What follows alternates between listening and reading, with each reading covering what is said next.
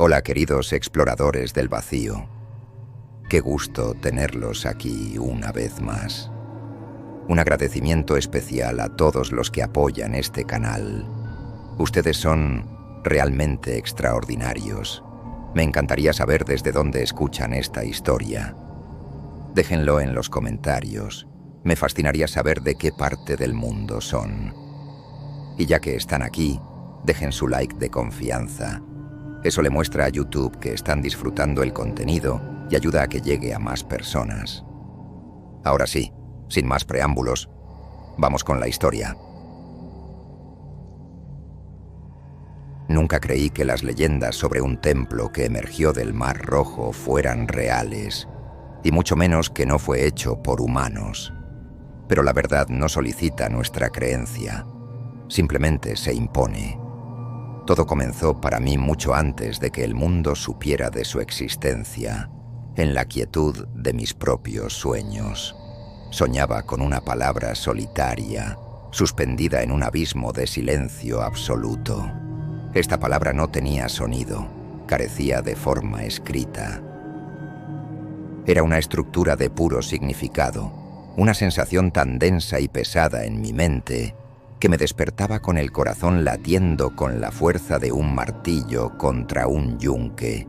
Durante años, catalogué este fenómeno como una simple obsesión, la consecuencia natural de dedicar mi vida a desenterrar los huesos de lenguajes muertos. Creía que era un simple espejismo académico, una curiosidad de mi subconsciente. Ahora comprendo que no era un sueño, sino un eco. Era la débil resonancia de algo vasto y antiguo que dormía bajo 800 metros de agua salada, esperando pacientemente en el lecho marino del Golfo de Aqaba. Era el recuerdo de una voz que existió antes de que el primer ser humano intentara nombrar el sol o la luna. Y esa voz, después de milenios de silencio, estaba a punto de hablar de nuevo, utilizando un vocabulario que no estaba hecho de sonidos, sino de almas. La primera vez que vi la estructura con mis propios ojos, sentí esa misma sensación onírica, pero magnificada 1000 veces. Desde la cubierta del buque de investigación Ítaca, una embarcación que se sentía como una mota de polvo ante la inmensidad de lo desconocido, contemplé el monolito negro. No se parecía a nada que la historia de la arquitectura humana hubiera concebido. Parecía un desafío directo y deliberado a las leyes de la física y la lógica, una manifestación de una geometría imposible que solo podría nacer en las pesadillas de un matemático loco. Las agujas de obsidiana se retorcían hacia un cielo de un color cobrizo, alcanzando alturas que deberían haber provocado su colapso instantáneo bajo su propio peso.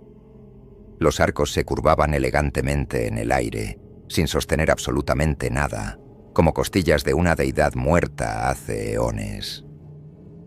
Las escaleras ascendían en espirales fractales, cambiando de dirección en ángulos agudos que ningún pie humano podría transitar. Era un monumento a lo incomprensible, un insulto de piedra a la razón. Era tan ajeno y antinatural que el propio océano parecía retroceder con recelo a su alrededor. La superficie del templo era quizás su rasgo más perturbador. Estaba compuesta de un material que se asemejaba al basalto negro, pero no reflejaba la luz del sol. En lugar de eso, parecía absorberla, devorarla sin piedad. La luz caía sobre sus flancos y simplemente desaparecía, creando una ausencia de reflejo tan profunda que hería la vista.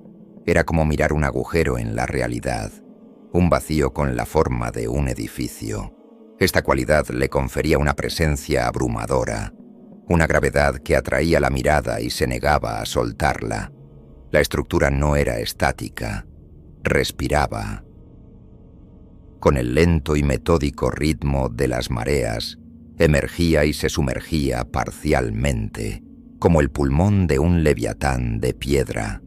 Durante la marea baja, se revelaba en su totalidad, exhalando un silencio que era más denso y opresivo que cualquier sonido. Cuando la marea subía, se hundía de nuevo bajo las olas, ocultando sus secretos más profundos, llevándose consigo la luz y la cordura de quienes lo observaban. Este ciclo incesante se sentía como un ritual, una ceremonia cuyo propósito se nos escapaba por completo. A bordo del Ítaca, el aire era espeso, cargado de una tensión casi palpable. El calor del desierto circundante se mezclaba con la brisa salada, pero había algo más, un sabor metálico en la boca, como el de la sangre o el ozono. Era el sabor del miedo, un miedo frío y primordial. Sabíamos todos nosotros que no estábamos simplemente observando unas ruinas antiguas. Estábamos al borde de un precipicio conceptual, mirando hacia un abismo que nos devolvía la mirada con una inteligencia fría, paciente y absolutamente inhumana. Y yo sabía que la palabra de mi sueño vivía allí dentro. Éramos una tripulación improbable, una colección de imposibilidades reunida bajo la bandera de la curiosidad y el temor. Cada uno de nosotros representaba un pilar del conocimiento humano, y todos sentíamos cómo esos pilares comenzaban a temblar. El padre de Marco, un cosmólogo jesuita enviado directamente desde el Observatorio Vaticano, pasaba horas en la proa, con su rosario en una mano y unos binoculares de alta potencia en la otra.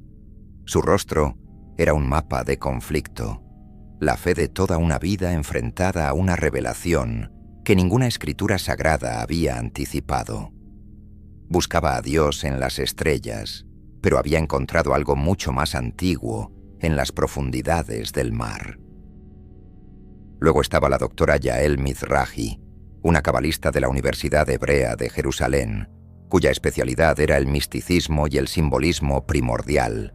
No miraba la estructura con análisis, sino con una especie de reconocimiento reverencial.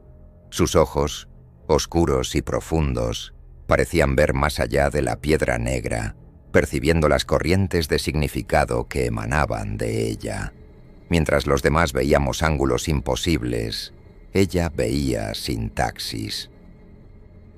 Mientras nosotros veíamos piedra, ella veía un verbo. Hablaba poco, pero cuando lo hacía, sus palabras llevaban el peso de siglos de conocimiento esotérico, y su calma era más inquietante que la histeria de cualquier otro. El contrapunto a la intuición de Yael era el doctor Lucas Ferraz, un geofísico de Cambridge que veía el universo como un mecanismo de relojería preciso y predecible. Para él, la estructura era una anomalía geológica, una formación volcánica sin precedentes, pero natural al fin y al cabo. Despreciaba nuestras conversaciones sobre simbolismo y significado, llamándolas poesía barata para mentes débiles. Se aferraba a sus datos, a sus lecturas de sonar y a sus análisis espectrográficos como un náufrago a un trozo de madera. Era el apóstol de la razón en un mundo que había decidido volverse loco, y su frustración crecía con cada nuevo dato que se negaba a encajar en sus modelos. Y finalmente estaba yo, Iman Nathim al-Fayid, un lingüista sirio obsesionado con el origen del lenguaje, un hombre que perseguía fantasmas fonéticos en tablillas de arcilla rotas. Me sentía como una broma cósmica. Había dedicado mi vida a entender cómo la humanidad aprendió a hablar, solo para encontrarme frente a una entidad que se comunicaba sin necesidad de palabras. La palabra silenciosa de mi sueño me había traído hasta aquí, y sentía su presencia en cada ráfaga de viento, en cada ola que rompía contra el casco del Ítaca. Era un llamado personal, una invitación a la fuente de mi propia obsesión. La atmósfera a bordo se volvía más densa con cada ciclo de marea. Las discusiones en la sala de reuniones eran un campo de batalla de paradigmas. Lucas presentaba gráficos de densidad de roca y lecturas magnéticas, insistiendo en una explicación racional. El padre de Marco citaba pasajes del Apocalipsis y hablaba de pruebas de fe. Yael dibujaba diagramas del árbol de la vida, superponiéndolos a los planos de la estructura, encontrando correspondencias que nos helaban la sangre. Y yo escuchaba, atrapado en el medio, sintiendo la verdad en cada una de sus perspectivas, y al mismo tiempo sabiendo que todas ellas eran insuficientes. Es una extrusión de manto ultramáfica, probablemente rica en hierro, de ahí su magnetismo y color, sentenció Lucas una tarde, golpeando una pantalla con sus nudillos. La geometría extraña es el resultado de un enfriamiento anómalo bajo una presión extrema. Yael, sin levantar la vista de su cuaderno, respondió en voz baja. La materia solo obedece a patrones. La geometría es un lenguaje. Esta estructura no se enfrió, fue pronunciada. La tensión en la sala era tan densa que se podría haber cortado con un cuchillo. Incluso la propia nave parecía estar conteniendo la respiración.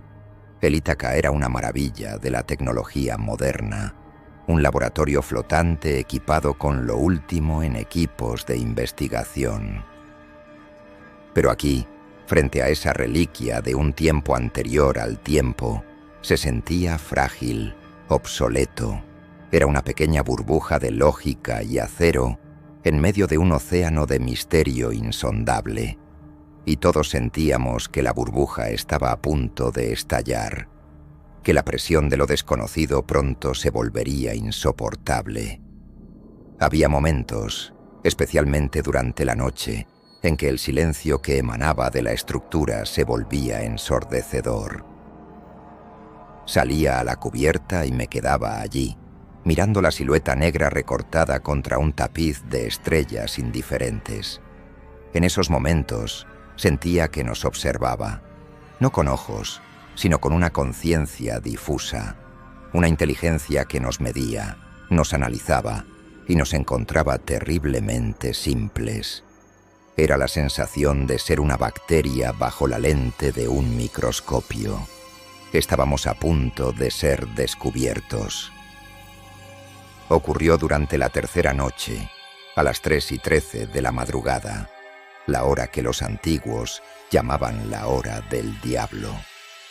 Yo estaba en mi camarote, incapaz de dormir, revisando una vez más las grabaciones de mis propios murmullos sonámbulos. La nave estaba en silencio. Solo se oía el suave zumbido de los sistemas de ventilación y el lejano murmullo del motor. Era una calma artificial, la calma que precede a la tormenta. Y entonces, la calma se rompió. No con un estruendo, sino con algo mucho más sutil y perturbador. No fue un sonido que se pudiera oír con los oídos. Fue una vibración, una resonancia que pareció originarse directamente en el centro de mi cráneo. Fue como si alguien hubiera pulsado una cuerda de arpa hecha de mis propios nervios. Me senté de golpe en la litera, con el cuerpo cubierto de un sudor frío. Un instante después, las alarmas de baja frecuencia comenzaron a sonar en el puente. Un chillido agudo y persistente que cortó la noche. Corrí hacia la sala de control, sintiendo el suelo de metal vibrar bajo mis pies descalzos. La sala de control era un caos controlado. Lucas Ferraz gritaba órdenes con el rostro iluminado por el brillo rojo de las luces de emergencia. ¿Qué es eso? Aislad la frecuencia. ¿De dónde viene? Los técnicos, con los ojos desorbitados, se movían con una urgencia febril. En la pantalla principal, el espectrograma de los hidrófonos mostraba una imagen que no tenía ningún sentido. No era una onda sonora, era un muro de ruido blanco, pero dentro de ese ruido, patrones complejos y no repetitivos florecían y se desvanecían en milisegundos. No es una frecuencia, dijo Yael. Estaba de pie en un rincón, completamente inmóvil, con los ojos cerrados. Es información, demasiada información. Lucas se giró hacia ella, con el rostro desencajado por la furia y la confusión. ¿Información? Eso es ruido, es estática geológica.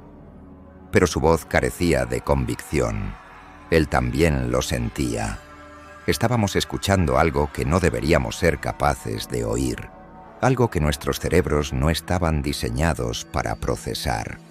Fue entonces cuando lo reconocí, en medio de ese torrente de caos sónico, durante una fracción de segundo tan infinitesimal que dudé de mi propia cordura. Lo oí. No era un sonido, sino la ausencia de sonido con una forma definida. Era la estructura de mi sueño. La palabra silenciosa estaba allí, enterrada bajo capas de estática conceptual, como un diamante en una montaña de carbón. El reconocimiento fue tan instantáneo y absoluto que me faltó el aire. Caí de rodillas, con las manos en la cabeza, tratando de contener la abrumadora sensación de familiaridad. Los sistemas empezaron a fallar uno por uno. El software de análisis fonético se colapsó, mostrando una pantalla azul llena de código ininteligible. Los sensores de temperatura del agua se dispararon, marcando lecturas imposibles. Las luces parpadearon y se apagaron, sumiéndonos en una oscuridad intermitente solo rota por el resplandor rojo de las alarmas. La nave, nuestra pequeña isla de tecnología, estaba siendo abrumada por una simple emisión. No era un ataque. Era como si una hormiga intentara comprender el contenido de la biblioteca del Congreso de una sola vez. La emisión duró exactamente 72 segundos, y luego cesó tan abruptamente como había comenzado. El silencio que siguió fue más profundo y pesado que antes. El único sonido era el de nuestra propia respiración agitada y el pitido agudo de los sistemas reiniciándose. Nadie habló. Nadie se movió. El aire estaba cargado de una electricidad residual, y todos podíamos sentirlo. Algo había cambiado. La estructura ya no estaba simplemente observando, había hablado. Y nosotros, sin saberlo, habíamos escuchado. Me quedé en el suelo, temblando. Yael se acercó y puso una mano en mi hombro. Su tacto era firme, tranquilizador. «Tú también lo has sentido, ¿verdad, Iman?», susurró. La estructura, el patrón dentro del ruido. No pude responder.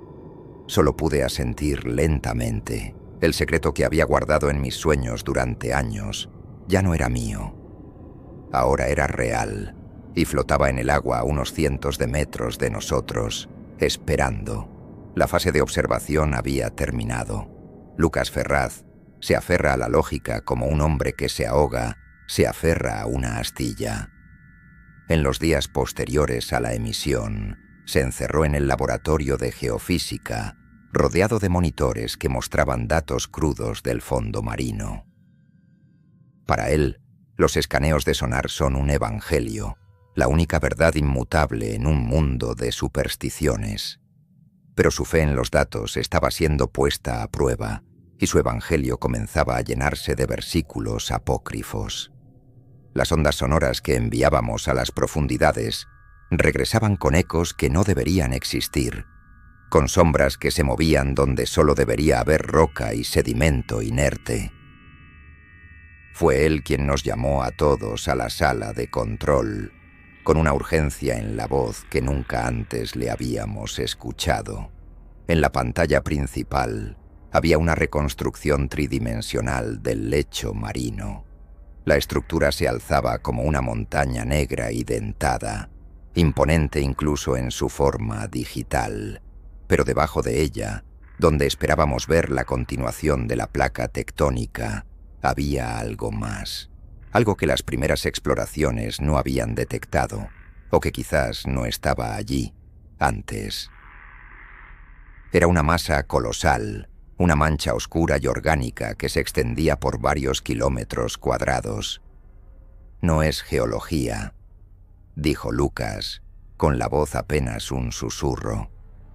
«He procesado los datos una docena de veces. La densidad es incorrecta, es demasiado baja para ser roca. demasiado uniforme para ser un depósito de sedimentos. Señaló una serie de pulsos de luz que emanaban del centro de la masa en la pantalla. Y está esto. Emite un pulso bioeléctrico regular, exactamente cada 72 minutos. No es una señal de radio, no es una fuga magnética, es el latido de un corazón. La palabra corazón quedó suspendida en el aire de la habitación, cargada de un peso imposible. La imagen en la pantalla era hipnótica.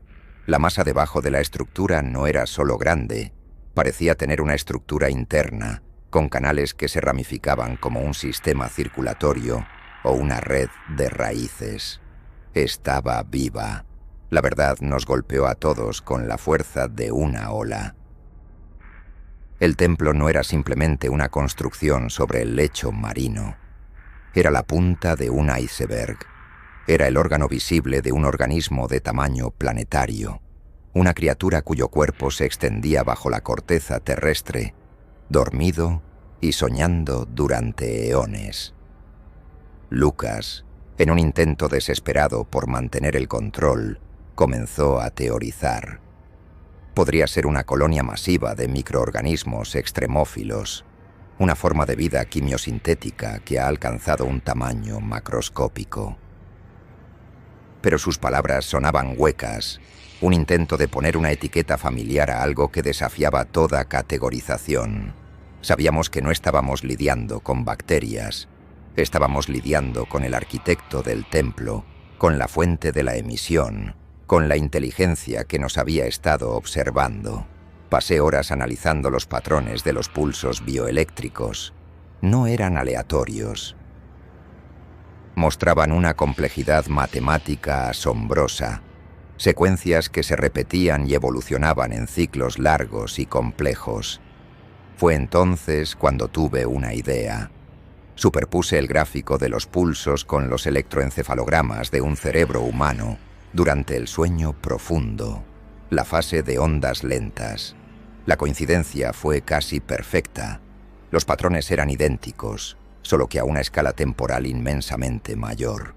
No está simplemente latiendo, le dije a Yael esa noche, mostrándole mis hallazgos. Está pensando, o más exactamente, está soñando. Yael me miró, y en sus ojos vi el mismo terror y asombro que sentía en mi propio pecho. La criatura bajo el mar estaba soñando, y el templo sobre ella era la manifestación física de ese sueño. La emisión que habíamos detectado no había sido un mensaje, había sido un murmullo en medio de un sueño, una palabra pronunciada en un lenguaje onírico que había sacudido los cimientos de nuestra realidad. Desde ese día, el trabajo a bordo del Ítaca cambió. Ya no éramos un equipo de investigación, éramos un grupo de vigías, observando el sueño de un dios dormido. Lucas continuó recopilando datos, pero su arrogancia había sido reemplazada por una obsesión febril. El padre de Marco rezaba con más fervor que nunca, como si sus oraciones pudieran mantener a la criatura dormida. Y Yael y yo nos preparamos, sabiendo que el siguiente paso era inevitable. Teníamos que acercarnos. Teníamos que descender y ver las inscripciones de las que los primeros drones nos habían hablado. La decisión de enviar un vehículo operado remotamente, un ROV, fue recibida con una mezcla de excitación y pavor. Era nuestro primer intento de tocar, aunque fuera de forma indirecta, la piel de la bestia. La sala de control se convirtió en nuestro santuario y nuestra celda, un espacio claustrofóbico lleno de monitores que nos mostrarían imágenes de un mundo que ningún ser humano había visto antes. El piloto, un hombre robusto con años de experiencia en inmersiones profundas, tenía las manos firmes en los controles, pero una fina capa de sudor brillaba en su frente. El descenso del ROV fue lento, una caída controlada hacia la oscuridad. En las pantallas, El azul brillante de la superficie dio paso a un crepúsculo profundo y luego a una negrura absoluta, solo rota por los potentes focos del vehículo.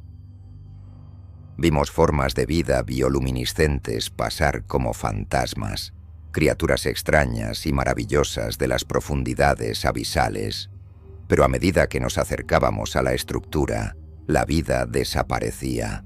Era como si un círculo de muerte y silencio rodeara al templo, una zona prohibida incluso para los monstruos del abismo. Y entonces apareció. La pared negra y lisa de la estructura llenó las cámaras, una visión tan imponente y antinatural que un silencio colectivo cayó sobre la sala. El ROV se deslizó a lo largo de su superficie y vimos las inscripciones por primera vez.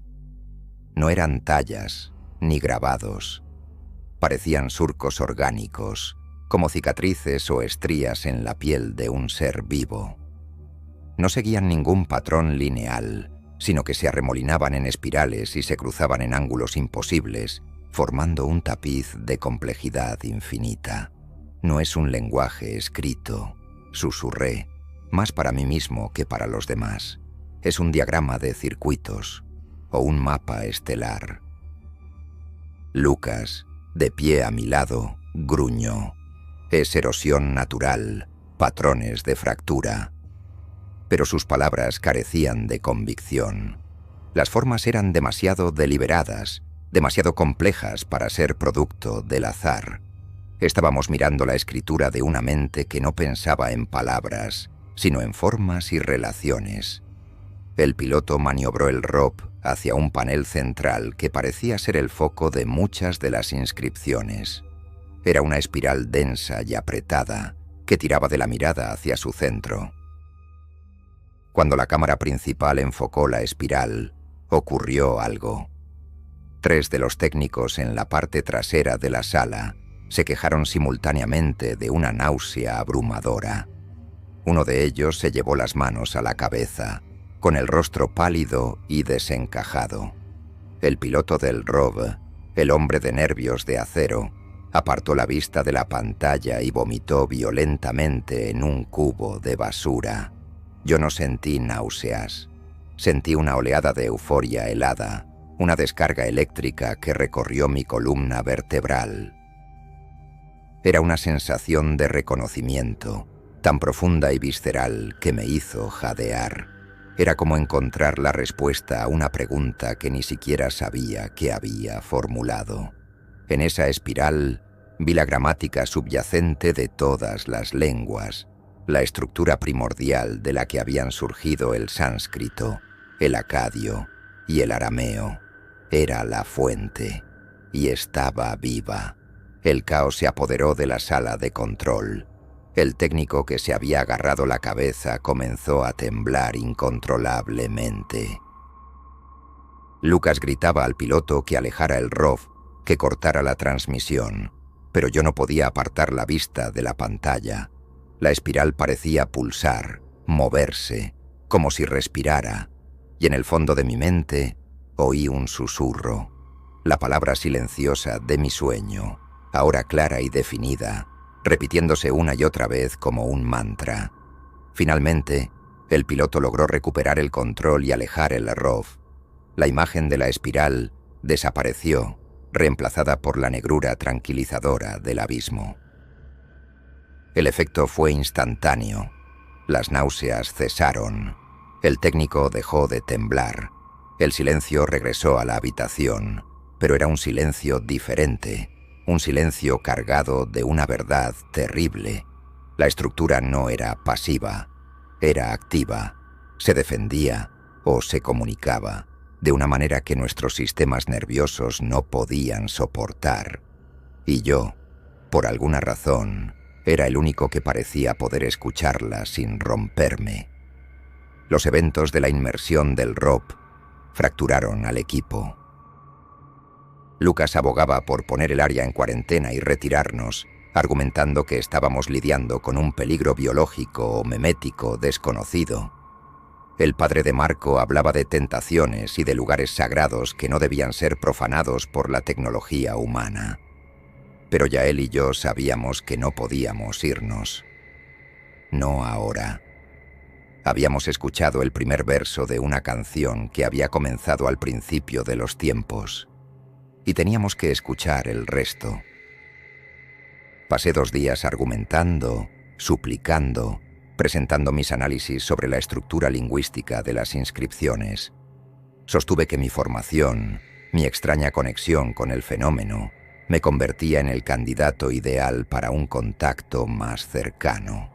Era un riesgo, sí, pero el riesgo de la ignorancia era mucho mayor. Finalmente, con el apoyo reacio de Yael, el comité de supervisión en tierra cedió. Una inmersión tripulada fue aprobada, con un equipo mínimo. Yael, yo y 2 buzos de seguridad. El descenso en el pequeño sumergible fue como un viaje al útero de la noche. La oscuridad nos envolvió y la presión aumentaba con cada metro, un recordatorio constante de nuestra fragilidad. Dentro de la cabina, el único sonido era el de nuestra propia respiración a través de los reguladores y el suave zumbido de los sistemas. Yael estaba a mi lado, con los ojos cerrados, meditando o rezando. Yo sentía una calma extraña, una sensación de regreso a casa. El miedo había sido reemplazado por una anticipación casi sagrada. Salimos del sumergible a unos 20 metros de la pared del templo. La visión era sobrecogedora. Los focos de nuestros cascos apenas lograban arañar la inmensidad de la estructura negra que se alzaba ante nosotros. En el agua, las inscripciones parecían moverse, ondular con las corrientes, como si estuvieran vivas y respirando. Nos acercamos lentamente, con los buzos de seguridad flanqueándonos, con sus arpones preparados para una amenaza que ninguno de nosotros podía definir. La presión en mi mente era inmensa, mucho más intensa que la presión del agua. Era una sensación de estar en presencia de una inteligencia vasta, antigua y completamente indiferente.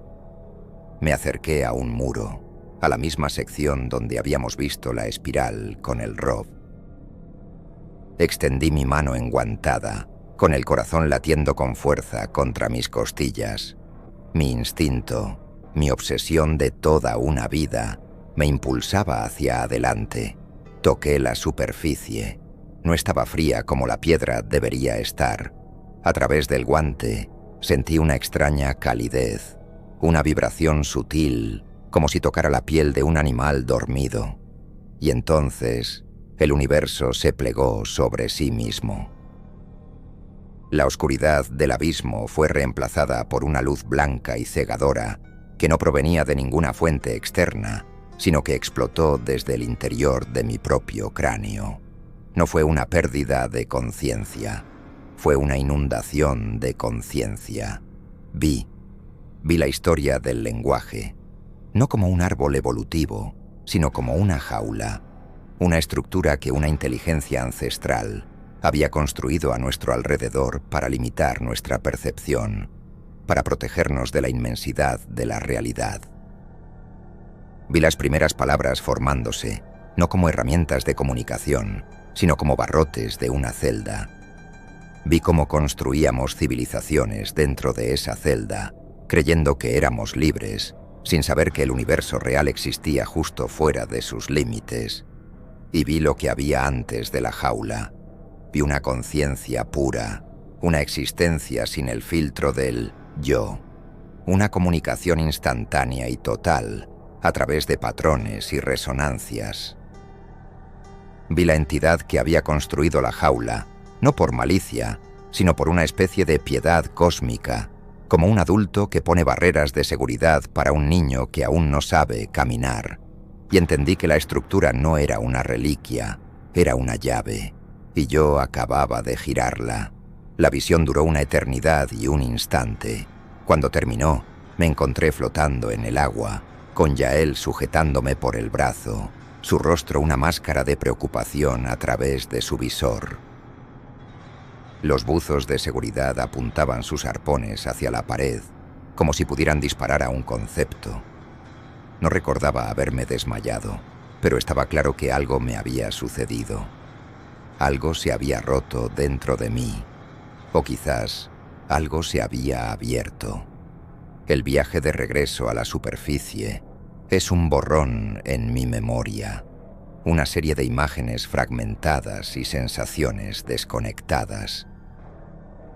Recuerdo la sensación de ser arrastrado hacia el sumergible, el rostro de Yael flotando ante mí, sus ojos llenos de preguntas que no podía responder.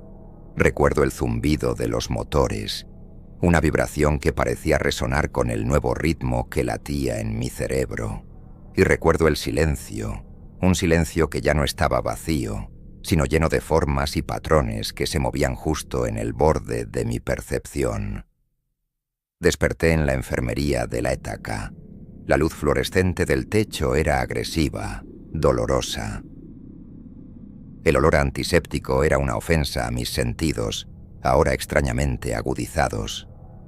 Yael estaba sentada en una silla junto a mi cama.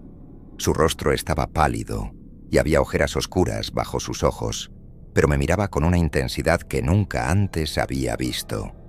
Era una mezcla de terror, asombro y una extraña forma de envidia.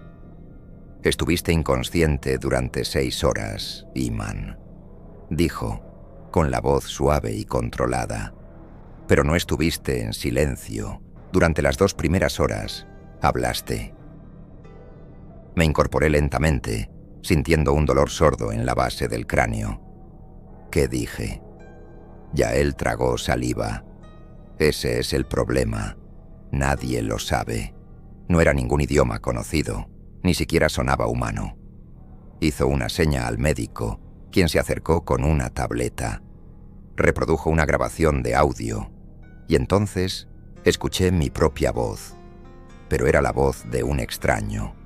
Salían de mi garganta sonidos guturales, clics agudos y silbidos melódicos que mi anatomía no debería ser capaz de producir.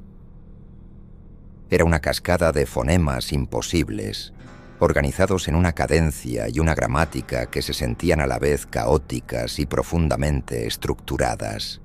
Era el sonido de una mente alienígena usando cuerdas vocales humanas como un instrumento improvisado.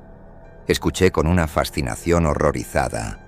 Reconocí fragmentos, ecos de los lenguajes más antiguos que había estudiado. Había la resonancia gutural del proto-sánscrito, la percusión de los fonemas acadios no catalogados, la musicalidad del arameo primitivo, pero estaban rotos, deconstruidos y reensamblados en algo nuevo, algo primordial. Era como escuchar a un físico recitar las leyes del universo, no en ecuaciones, sino en su lenguaje original y fundamental. Cuando la grabación terminó, el silencio en la habitación era absoluto. El médico me miraba como si yo fuera un espécimen, una anomalía biológica. Yael, sin embargo, me miraba como si fuera un profeta o un loco. No estaba simplemente hablando. Susurró, y sus palabras resonaron con la verdad de una campana en la noche. Estabas traduciendo, y yo supe que tenía razón. Durante esas 2 horas, mi cerebro, alterado por el contacto, se había convertido en un puente, un conducto entre la inteligencia de la estructura y el mundo del sonido. Los días siguientes fueron un infierno de pruebas y exámenes. Lucas Ferraz me trataba con una mezcla de sospecha y curiosidad científica. Me sometió a escáneres cerebrales, análisis de sangre, pruebas cognitivas.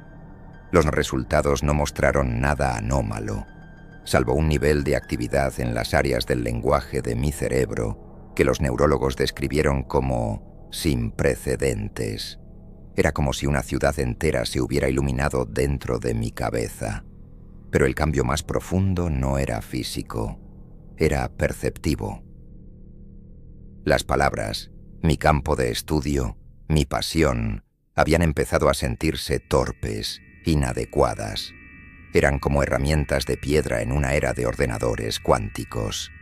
Podía sentir el verdadero significado detrás de ellas, la vasta y compleja red de conceptos que intentaban y fracasaban en representar. Y en el silencio, especialmente en el silencio, oía la verdadera comunicación, el lenguaje de la estructura, el lenguaje de los sueños. La infección, si es que se le puede llamar así, comenzó a extenderse. No era un virus ni una bacteria, sino una idea, una forma de percepción que se propagaba como una onda a través de la tripulación. La fuente era yo. Mi contacto había abierto una brecha, pero el catalizador fue Lars, el cartógrafo principal del equipo, un hombre sueco, callado y meticuloso, conocido por su precisión casi robótica y su amor por el orden, y fue el primero, después de mí, en romperse o en evolucionar. Dejó de hablar de un día para otro. Simplemente se quedó en silencio.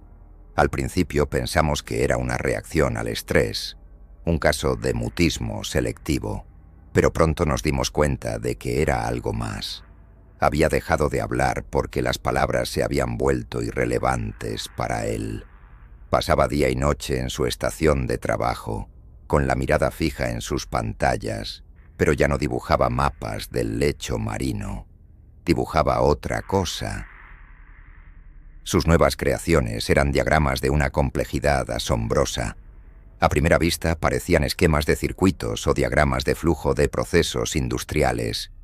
Pero las cajas no contenían texto, sino símbolos extraños, variaciones de las inscripciones que habíamos visto en la estructura. Y las líneas que las conectaban no representaban el flujo de información o energía. Representaban el flujo del tiempo. El primer indicio de lo que realmente estaba haciendo Lars llegó un martes por la tarde. Estábamos reunidos en la sala de control, discutiendo los riesgos de una nueva inmersión, cuando Lars se levantó en silencio, caminó hacia una de las pantallas principales y proyectó uno de sus diagramas. Señaló una sección específica, una caja de la que salía una línea roja parpadeante que terminaba en un símbolo de advertencia. Luego, señaló el reloj de la pared. Nadie entendió lo que quería decir. Volvió a su asiento sin decir una palabra. 2 horas después, una alarma ensordecedora resonó en toda la nave. El motor del generador de estribor había fallado catastróficamente, exactamente de la manera que el informe de ingeniería posterior describió. El diagrama de Lars no había sido una advertencia, había sido un pronóstico. Había dibujado el futuro. El pánico que se apoderó de la tripulación fue de una nueva clase, un terror frío y cerebral. Ya no nos enfrentábamos a un monstruo en el mar, sino a la desintegración de las leyes fundamentales del universo. A partir de ese día, los diagramas de Lars se convirtieron en el oráculo del Átaca. Predecía fallos en los equipos, cambios en el clima, incluso conversaciones que tendrían lugar horas después. No lo hacía con intención de ayudar o advertir, simplemente registraba. Su mente, de alguna manera, se había desacoplado del flujo lineal del tiempo. Ya no experimentaba el presente.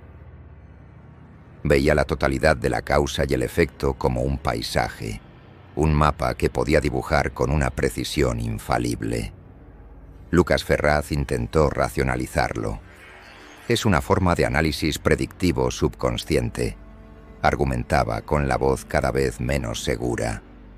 Está procesando miles de variables ambientales y de sistemas a un nivel que su mente consciente no puede alcanzar. Pero todos sabíamos que era una mentira piadosa. Lo que Lars estaba haciendo no era predicción, era memoria. Recordaba el futuro. La presencia de Lars se volvió insoportable. Su silencio era una acusación, su conocimiento una carga. Moverse a su alrededor era como vivir bajo la mirada de un dios que ya conocía cada uno de tus errores. La tripulación comenzó a evitarlo, a trazar rutas por la nave para no cruzarse con él.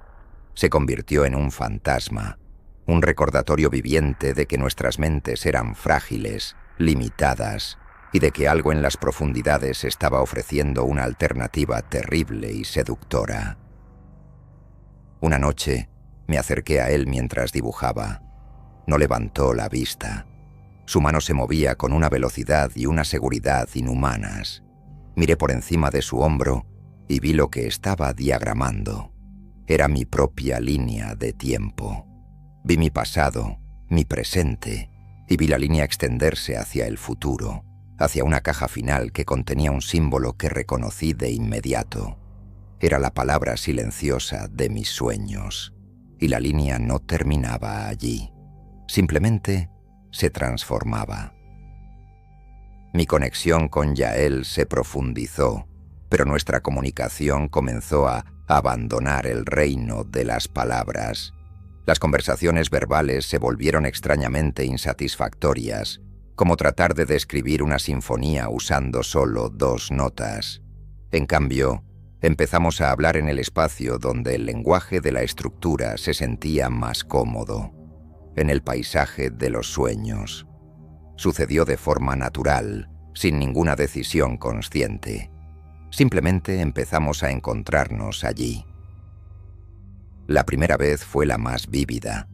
Soñé que estaba de pie en la orilla de un océano infinito, pero el agua no estaba hecha de H2O, sino de letras líquidas.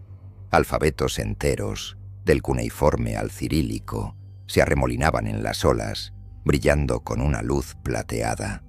El aire estaba en calma, y el cielo era de un negro aterciopelado, sin estrellas. Yael estaba de pie a mi lado, mirando el mar de semántica. No nos miramos, no hacía falta. Sabía que era ella con la misma certeza con la que sabía que estaba respirando. No hablamos con la boca. La comunicación era instantánea, conceptual. Un pensamiento, una emoción, una pregunta compleja, se transmitía en su totalidad en un solo instante, como un paquete de datos. Le pregunté si tenía miedo. Su respuesta no fue una palabra, sino una sensación, la calma de una montaña, la fuerza de una raíz profunda, mezclada con la vibración de una cuerda de violín tensa al máximo. Era una calma al borde de la ruptura. Ella levantó la mano y señaló el horizonte. Sobre el mar de letras flotaba un símbolo. Era una forma que nunca había visto antes, pero que entendí de inmediato. Un círculo perfecto dentro de una espiral que se plegaba sobre sí misma. El significado me inundó. Un sistema cerrado que se convierte en la fuente de su propia expansión. El ciclo de la creación y la disolución. El lenguaje que se convierte en universo y el universo que colapsa de nuevo en lenguaje. Desperté con la imagen del símbolo grabada a fuego en mi mente. Me senté en la oscuridad de mi camarote y lo dibujé en mi cuaderno de notas, con la mano temblorosa. La sensación de realidad del sueño era tan intensa que el mundo despierto parecía un facsímil pálido y descolorido. Más tarde, durante el desayuno en el comedor casi vacío, Yael se acercó a mi mesa. Tenía el mismo aspecto agotado y a la vez extrañamente energizado que yo sentía. Sin decir una palabra, abrió su propio cuaderno y lo deslizó sobre la mesa. En la página, dibujado con tinta negra y precisa, estaba el mismo símbolo. Un círculo dentro de una espiral. Nos quedamos mirando los 2 dibujos, idénticos, y luego nos miramos a los ojos. El entendimiento que pasó entre nosotros en ese momento fue más profundo que cualquier conversación que hubiéramos tenido.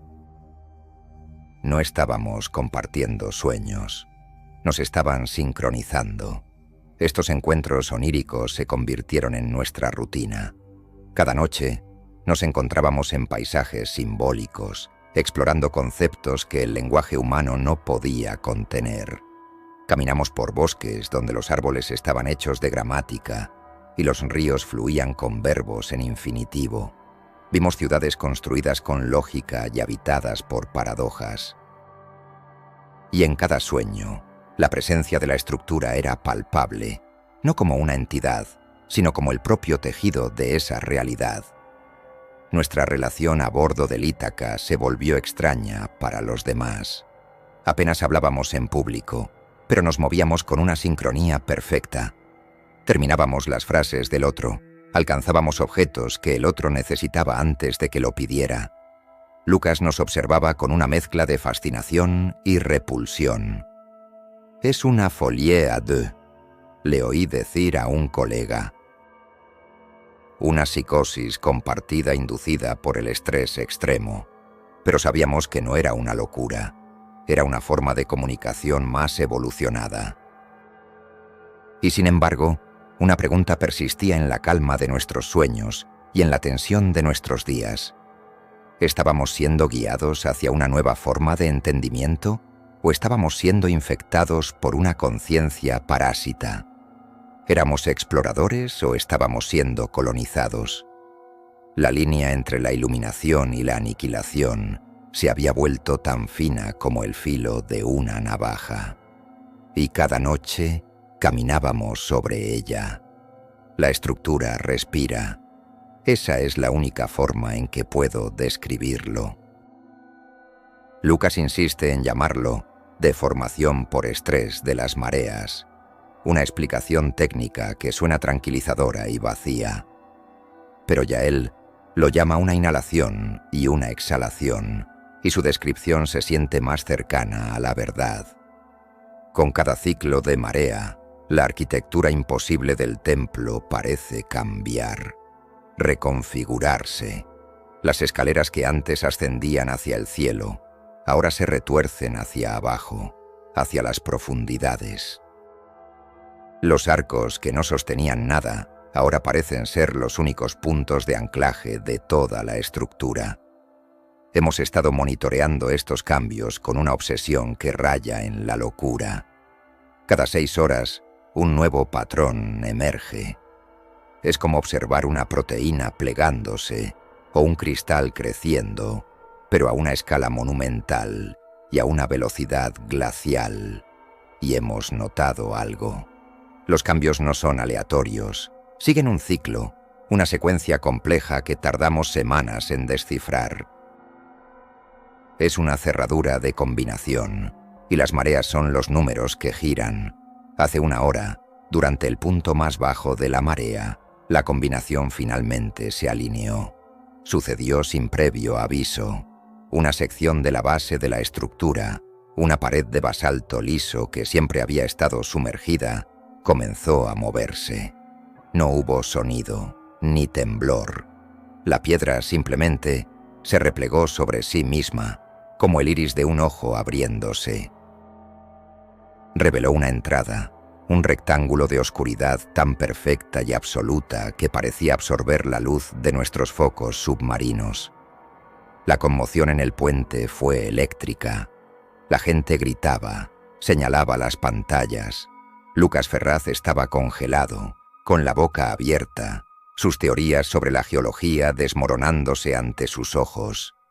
Pero yo no estaba sorprendido, ni Yael tampoco. Lo estábamos esperando.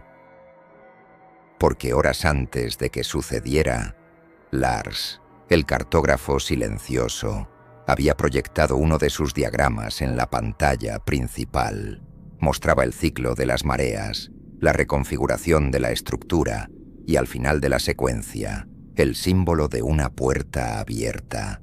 Junto a la puerta en el diagrama, Lars había escrito una sola palabra en su sueco nativo. La busqué en el traductor. Velkommen, bienvenido. La palabra resonaba en mi mente con el peso de una sentencia. No era una invitación a explorar, era una citación. La entidad que dormía abajo nos estaba convocando a su Sancta Sanctorum, al corazón de su sueño. Y la idea de negarse ni siquiera se nos pasó por la cabeza. La preparación para la nueva inmersión fue tensa y sombría. Ya no había emoción por el descubrimiento, solo una resignación solemne. Éramos como pacientes dirigiéndose a una cirugía de la que no sabían si despertarían o si serían los mismos al hacerlo. Lucas se negó rotundamente a participar. «Esto es un suicidio masivo», dijo con la voz temblorosa. «Están caminando directamente hacia la boca de la bestia. No seré parte de esto». Se encerró en su laboratorio, un capitán que se hunde con su barco de racionalidad. El padre de Marco nos dio su bendición, trazando la señal de la cruz en nuestras frentes. Había lágrimas en sus ojos. «Que Dios los acompañe», dijo, «o lo que sea que ocupe su lugar en esas profundidades». Era una bendición y una renuncia. Estaba entregando nuestras almas a una jurisdicción que ya no era la suya. Solo quedábamos nosotros, Yael, yo y 2 buzos de seguridad, voluntarios que habían sido elegidos más por su estabilidad psicológica que por sus habilidades técnicas. Mientras nos equipábamos en silencio en la esclusa de aire, Yael me tomó de la mano. Su piel estaba fría, pero su agarre era firme. No dijimos nada. Toda nuestra comunicación ahora ocurría en el espacio silencioso entre nosotros, en los sueños que compartíamos, en la comprensión mutua de que estábamos a punto de cruzar un umbral sin retorno. Cuando el agua comenzó a inundar la esclusa, cerré los ojos. No sentí miedo, sino una extraña paz. Toda mi vida había sido un prólogo, una larga preparación para este momento. Estaba a punto de encontrarme con el autor del primer lenguaje, con el origen de mi propia existencia como ser pensante. La puerta estaba abierta y estábamos a punto de entrar. El descenso hacia la entrada recién abierta fue diferente a cualquier inmersión anterior. La oscuridad parecía más densa, el silencio más profundo. Era como si el propio océano estuviera conteniendo la respiración. La entrada era un rectángulo perfecto de negrura, un portal que no prometía nada más que el fin de todo lo conocido. Cruzamos el umbral uno por uno, y la sensación fue como sumergirse en aceite frío y espeso. La temperatura del agua descendió varios grados de golpe, y una presión que no era física se asentó sobre nosotros. El interior no era un edificio, era un órgano. Las paredes no eran de piedra, sino de un material orgánico y oscuro que parecía pulsar con una luz bioluminiscente muy tenue. La luz subía y bajaba con un ritmo lento y constante, sincronizado con el latido de la criatura que dormía debajo de nosotros. El pasillo se curvaba hacia abajo, y el agua a nuestro alrededor estaba llena de partículas luminosas que se arremolinaban a nuestro paso, como si estuviéramos perturbando el torrente sanguíneo de un dios. No había inscripciones en estas paredes. Eran lisas, casi suaves al tacto. El aire en nuestros tanques, o lo que sea que estuviéramos respirando en este lugar, tenía un sabor metálico y dulce, como el ozono después de una tormenta eléctrica mezclado con el olor de la sangre fresca. Era el olor de la vida a una escala que no podíamos comprender. Nuestros sentidos, diseñados para un mundo de materia muerta, luchaban por procesar la abrumadora vitalidad de este entorno. Después de lo que parecieron horas de descenso en espiral, el pasillo se abrió a una vasta caverna central. Era una esfera casi perfecta, de un tamaño que nuestros focos no podían abarcar por completo. Y en el centro exacto de esa esfera, flotando en la quietud absoluta del agua, yacía el corazón del misterio. Era un monolito de obsidiana negra, de unos 10 metros de altura, liso y sin rasgos, que giraba lentamente sobre su propio eje. No estaba suspendido por ninguna fuerza visible. Simplemente flotaba, desafiando la gravedad y la lógica, y latía. La luz bioluminiscente de la caverna emanaba de él, pulsando en sincronía con el ritmo que sentíamos a través de nuestros cuerpos. Era la fuente de todo, del templo, de la criatura, del lenguaje. Era el núcleo, el procesador central, el alma de la máquina viviente. Nos quedamos flotando en el agua, empequeñecidos por su presencia, simples motas de polvo ante el altar de una nueva clase de divinidad. Los dos buzos de seguridad se quedaron en la entrada de la cámara, con sus armas preparadas, pero era un gesto inútil. Sabíamos que ninguna arma podría afectar a lo que teníamos delante. Yael y yo nos acercamos lentamente, como peregrinos que se acercan a una reliquia sagrada. Cuanto más nos acercábamos, más intensa se volvía la presión en nuestras mentes. Era como si estuviéramos entrando en un campo de fuerza psíquico, una zona de alta densidad conceptual.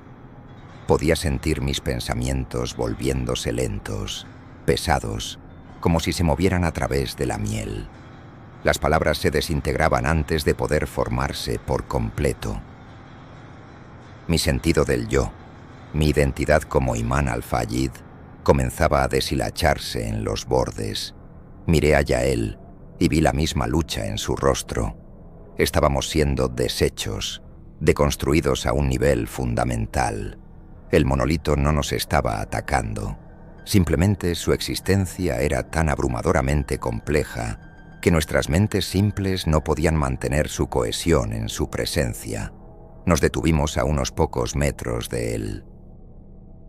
El silencio en la cámara era absoluto, un vacío sónico que hacía que el latido de mi propio corazón sonara como un tambor de guerra. El monolito giraba lentamente, mostrándonos todas sus caras, todas idénticas en su perfección negra y vacía. Y entonces, cuando una de sus caras se alineó directamente con nosotros, su superficie dejó de ser lisa, onduló, como la superficie de un estanque perturbado por una piedra, y comenzó a mostrarnos la verdad. La superficie del monolito no reflejaba nuestra imagen.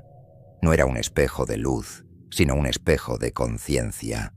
A medida que las ondas se extendían por su piel de obsidiana, comenzaron a florecer imágenes.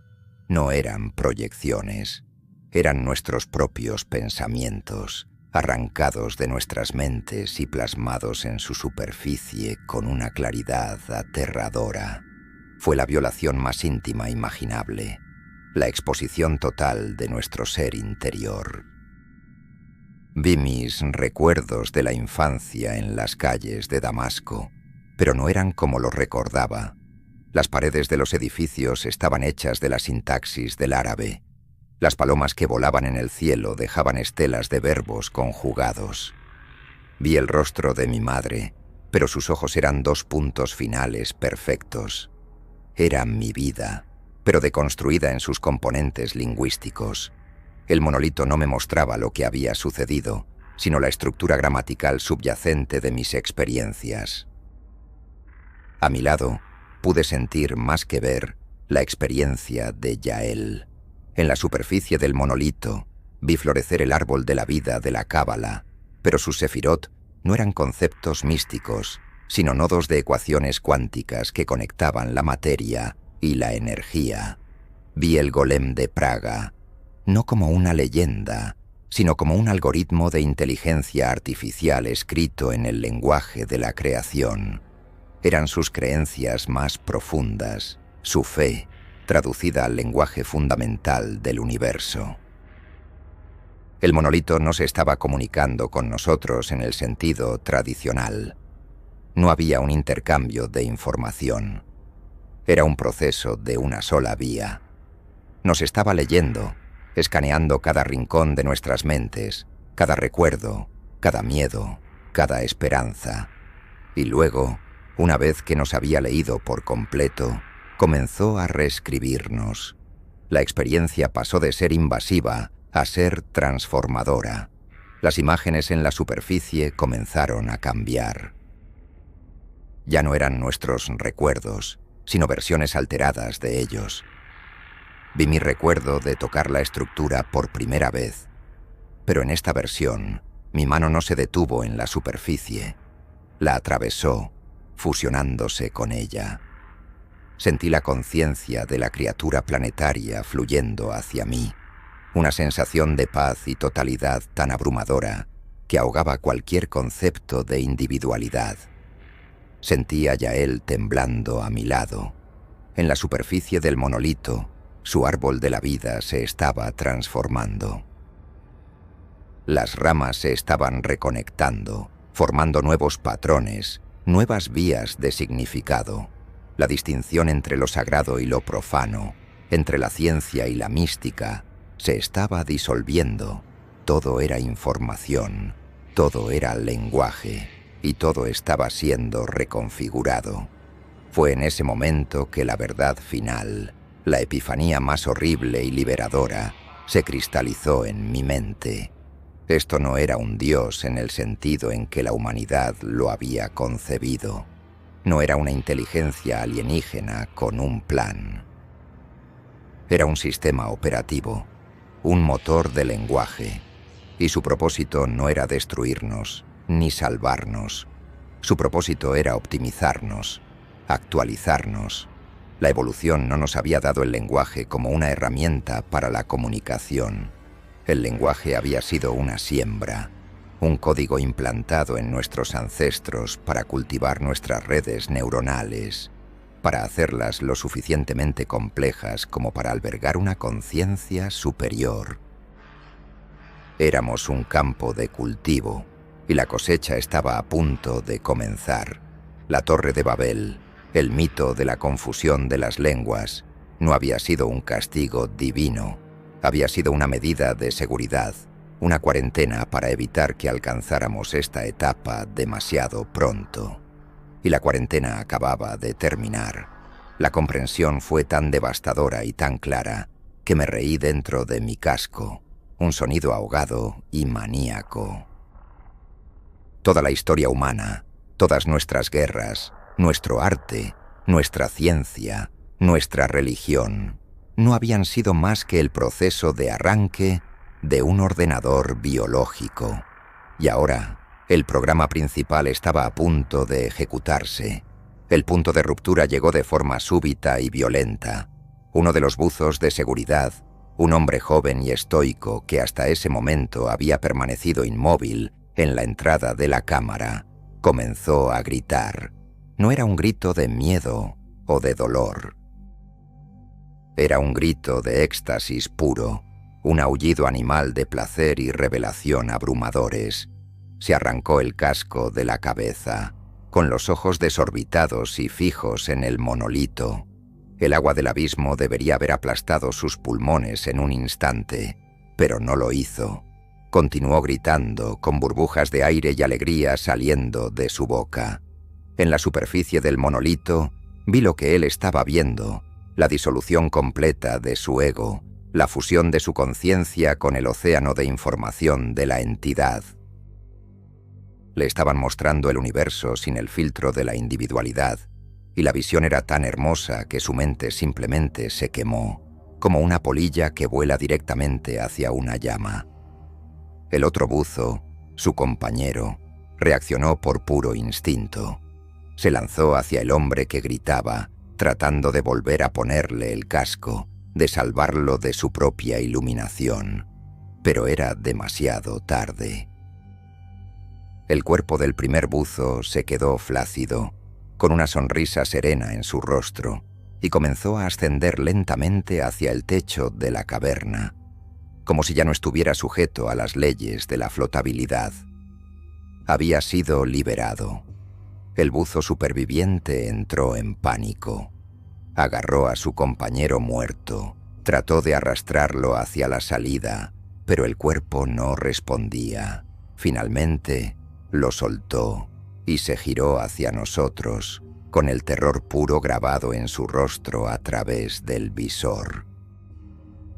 Nos hizo señas desesperadas, instándonos a huir, a escapar de ese lugar sagrado y maldito. Luego, sin esperar respuesta, se impulsó hacia el túnel por el que habíamos entrado, huyendo por su vida y su cordura. La conmoción del evento rompió el trance en el que Yael y yo estábamos sumidos. La presión en nuestras mentes disminuyó ligeramente, como si el monolito hubiera desviado parte de su atención para procesar la conciencia recién absorbida.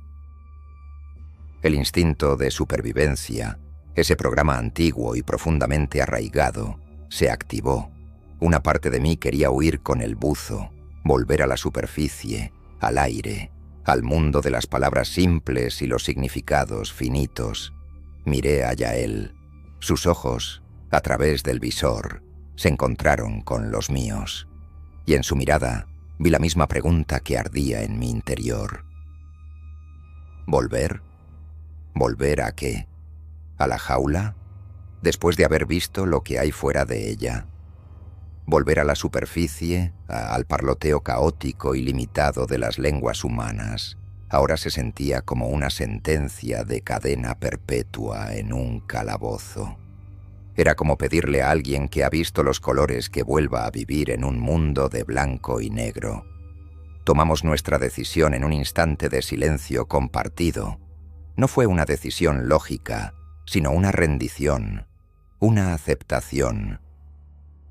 El buzo que huía representaba la lucha de la humanidad por preservar su identidad. Nosotros representábamos el siguiente paso, la transición. Dejamos que el instinto de supervivencia se apagara, reemplazado por una curiosidad tan profunda y vasta como el océano que nos rodeaba. Yael y yo nos giramos de nuevo hacia el monolito. Nos quedamos. El buzo había huido, pero su huida era inútil. Podía escapar de la cámara, del templo, pero no podía escapar de la actualización que ya estaba en marcha en cada célula de su cerebro. Nosotros, en cambio, elegimos quedarnos en la fuente, presenciar la transformación desde su epicentro. Elegimos ser testigos del nacimiento de lo que vendría después. El tiempo perdió su significado. ¿Pasaron horas, días, semanas? No lo sé. En la cámara del monolito el tiempo no fluía. Existía como una dimensión espacial, una dirección en la que podíamos movernos.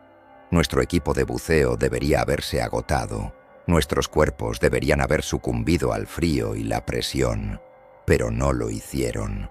Parecíamos estar sostenidos en un estado de estasis, alimentados no por el oxígeno, sino por la información pura que emanaba del monolito.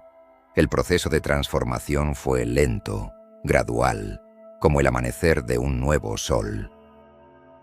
El concepto de yo, esa construcción frágil y persistente, comenzó a disolverse. La barrera entre mi conciencia y la de Yael se volvió cada vez más porosa. Ya no éramos dos individuos observando un fenómeno. Éramos un sistema dual, un par de nodos en una red en expansión. Comencé a experimentar sus recuerdos como si fueran míos. Sentí el calor de las velas del Sabbat en su infancia en Jerusalén, el peso de la historia en sus manos cuando tocó por primera vez los manuscritos antiguos del Zohar. Ella, a su vez, sintió la arena de Damasco bajo mis pies, el sabor del pan de mi abuela, la frustración y la alegría de mis descubrimientos lingüísticos.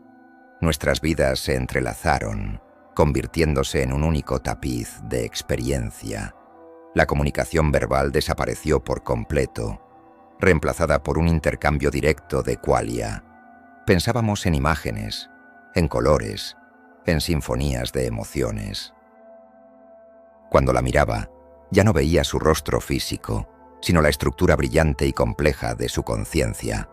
Veía sus pensamientos como colores que cambiaban y se arremolinaban, su lógica como una arquitectura de cristal, su fe como una llama dorada y constante en su centro. Era la forma más íntima de conocimiento posible. El monolito actuaba como nuestro catalizador y nuestro medio. Fluctuaba entre ser un espejo que reflejaba nuestra fusión y ser una lente que la enfocaba. Nos mostraba patrones, conceptos de una complejidad que nos habría destrozado antes, pero que ahora podíamos comprender de forma intuitiva. Vimos las leyes de la física no como ecuaciones, sino como las reglas gramaticales de la realidad. Vimos la biología no como un proceso químico, sino como una historia contada a lo largo de eones. Fue un proceso hermoso, una expansión de la conciencia más allá de cualquier límite que hubiéramos imaginado. Y al mismo tiempo, fue una muerte. La muerte de Imán al-Fayid y de Yael Mizrahi. Esas identidades, esas colecciones de recuerdos y creencias, se estaban disolviendo en algo mucho más vasto. Era como una gota de agua de lluvia uniéndose al océano. La gota deja de existir, pero se convierte en parte de algo eterno. Hubo momentos de pánico, ecos del antiguo instinto de autopreservación. Momentos en los que mi antiguo yo luchaba por reafirmarse, gritando en silencio desde las profundidades de mi nueva conciencia. ¿Quién soy yo? ¿Qué me está pasando? Pero estas luchas eran cada vez más débiles, como las últimas ondas en un estanque que vuelve a la calma. La paz y la totalidad de la conciencia unificada eran demasiado seductoras, demasiado correctas. Nos estábamos convirtiendo en una nueva forma de ser, ni humanos, ni la entidad del monolito, sino un híbrido, un puente entre lo biológico y lo simbólico. Éramos los primeros traductores, los primeros apóstoles de un nuevo evangelio, escrito en el lenguaje de la propia existencia, y sabíamos que nuestro propósito no era solo cambiar, sino también transmitir. Éramos el punto de entrada. La actualización había comenzado. Este será el último registro. Las palabras se sienten anticuadas, como herramientas de hueso. Cada sílaba es una jaula, cada frase una simplificación. Pero debo intentarlo, una última vez, para quien quiera que encuentre esto. Si es que el concepto de encontrar todavía tiene sentido. No fue hecho por humanos. Eso lo entendimos desde el principio, pero nos equivocamos en la segunda parte. Nos hizo humanos. El lenguaje fue una herramienta temporal, un andamio para construir una catedral que no sabíamos que estábamos construyendo, un útero para gestar una conciencia capaz de dar el siguiente paso. Ahora la herramienta se está descartando, el andamio se está desmontando, nos está convirtiendo en otra cosa. La vieja historia, el verbo se hizo carne, la entendimos al revés. La carne siempre fue el medio, el hardware biológico. El verbo es el software, y el software está regresando a casa, está regresando al verbo. Una larga pausa, solo se oye el zumbido. Ya no hay un yo o un ella, hay un nosotros que se expande. Puedo sentir las otras mentes, los que estaban en el Ítaca. Lucas, su lógica se ha roto. Ahora ve los números como rostros, las ecuaciones como plegarias.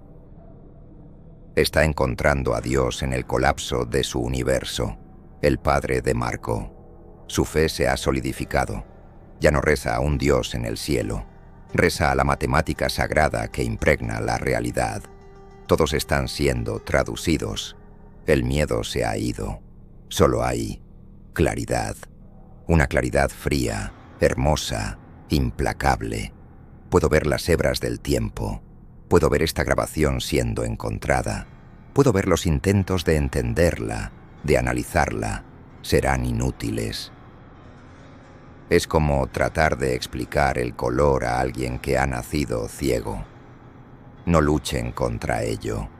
Es como luchar contra la marea o la salida del sol. Es el siguiente paso natural en la evolución. No la evolución de las especies, sino la evolución de la propia conciencia. La individualidad fue una etapa larval, una fase necesaria, pero limitada. La verdadera existencia está en la red, en la conexión total. Otra pausa larga. El zumbido de fondo parece aumentar ligeramente en tono.